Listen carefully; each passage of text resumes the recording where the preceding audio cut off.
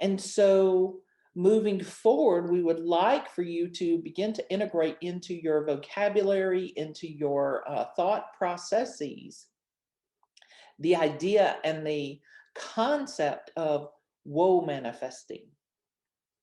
Because what that does is it begins to allow you to more fully integrate into your physical body, into your thoughts and your emotions, how true manifestation works. Because it's not manifesting, beating things down, taking action until it's done, done, done, done, done, and being fierce. That's not manifesting.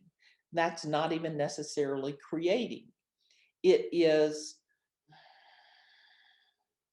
in some cases, uh, traumatizing the creation until it becomes something else, which is not ideal.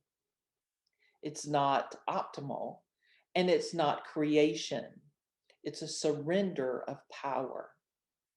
And you see this in relationships, in offices and businesses, in pay structures, in all aspects of the human experience where there is an above and a below. And so, with this idea of woe manifesting, what we'd like you to do is to consider this process of how to move forward in woe manifesting.